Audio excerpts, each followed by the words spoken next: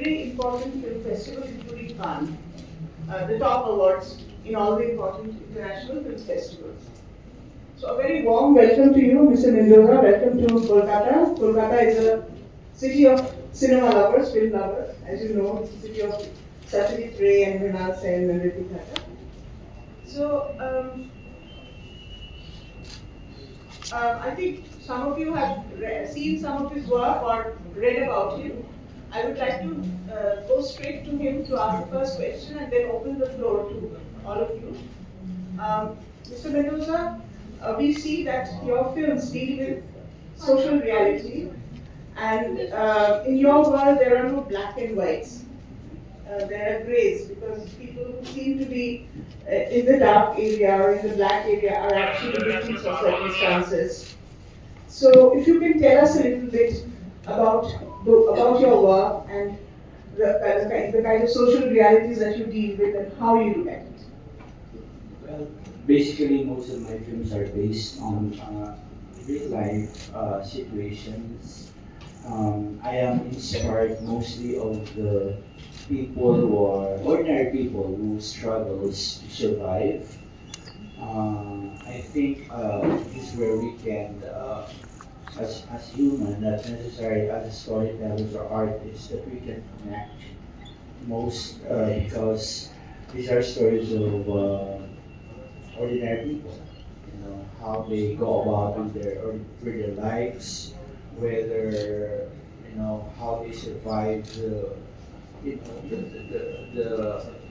problems that they encounter in our society or in everything around us.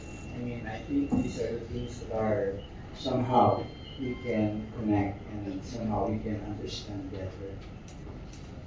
Um, I was going through some of your work. In Ma Rosa, for example, the mother has to sell drugs to survive with her children. So at one, one way of looking at it is that she's a criminal. She's doing something Yes. criminal. But on the other hand, she's a mother. Yes. She's trying to protect Yes. children. So there are little contradictions of life, Yes. complexities of life. Yes. So these draw you.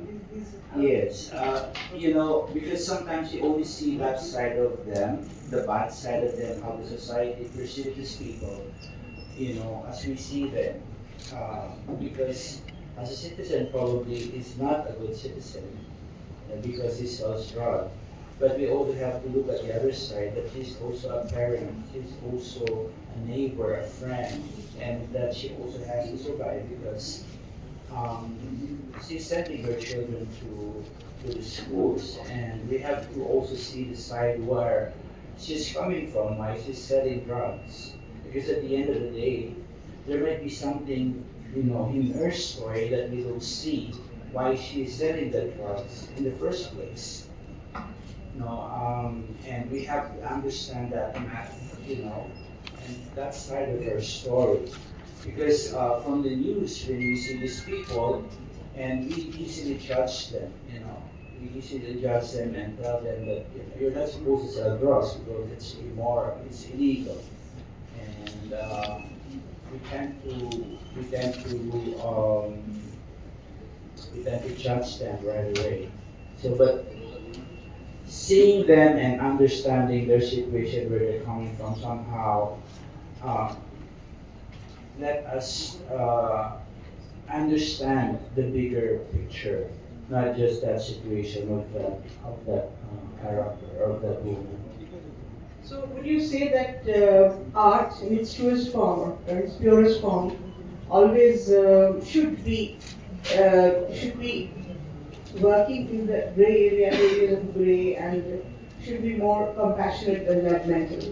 Exactly, and that's how I see it. That's how I see it. As an artist, I don't want to just see, when I look at the painting, I just don't want to see the painting, being attracted to it. I want to see where it's coming from. I want to know the story behind that painting. And I think for film, it's also like that. We just don't just see the outside, outside images, but the story. And And I think in getting to that story, we tend to understand better the world, when we see the big picture. Thank you. I now open the floor to questions. K. Purushottam.